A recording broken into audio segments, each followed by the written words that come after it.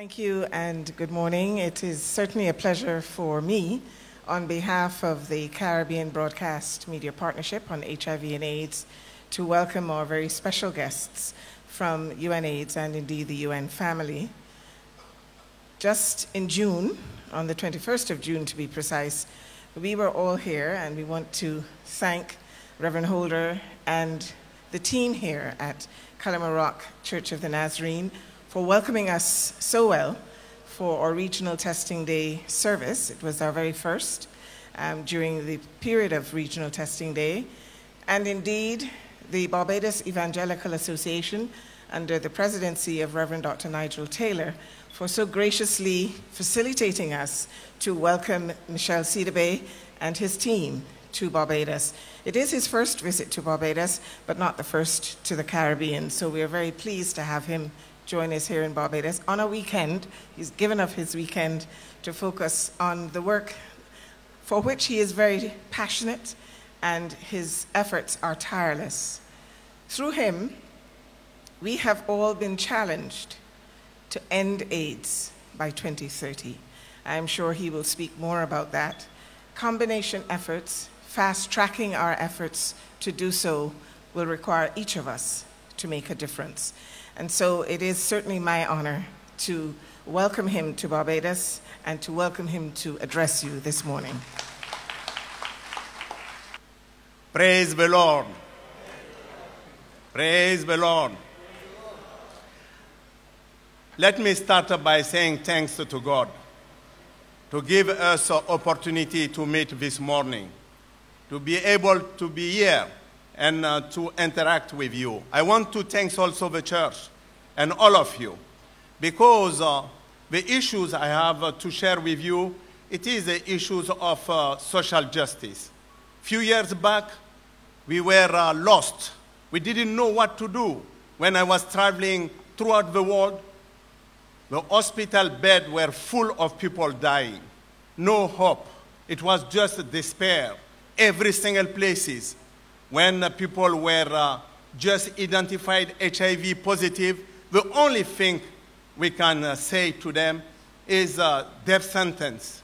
They were going and hiding themselves and waiting. But thanks God, we had people like you, the church, and civil movement in different places. They stand up and they say, God help us. Help us to find the way. And we have been able to create activism, science, and we have been able to mobilize them every single place. And the church, through compassion, have been able to help those people who are suffering without any hope. But thanks God again, we managed to have drugs. And since we had these drugs, I can say that we have been able to put 15 million people on treatment. And a few years back, none of them, in 1996, none of them were on treatment. They were just waiting to die.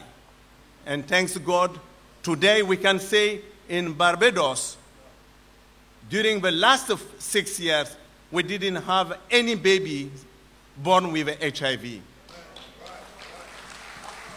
That is, we have to thank God every morning to give us this courage, energy, to wake up, to advocate, to fight, to make sure that we can even quicken the pace of action. We can really fast-track our action to reach those people who have been left behind. When I was listening to the Pope in New York, I was so touched. What he said was so important. He said, nothing is worse than social and economic exclusion.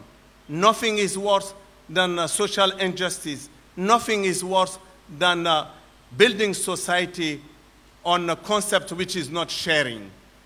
And he said, let us make sure that we all come together and build humanity on the concept of fraternity. and make sure that we don't left anyone behind. That is the concept of fast tracking. Fast tracking is nothing else. We still have 22 million people waiting for treatment.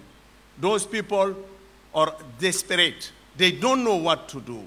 And that's why we need the church. We need the church to help us to make sure that we reduce new infection. We need the church to make sure that our young girls are protected. We need the church to make sure that family concept become very strong. We need the church to make sure that we will end this epidemic by 2030. You know, science alone will not make us winning this battle. If we don't foster the link with a church, we don't foster the link with social change, which will never happen without God blessing and the work of the church, we will miss the opportunity to end this epidemic.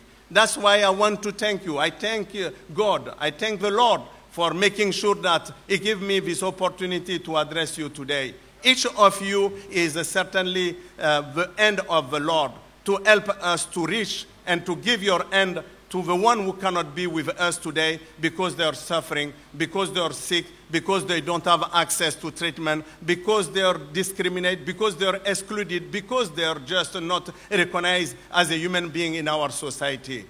No one can build this fraternity, like the Pope said, without you.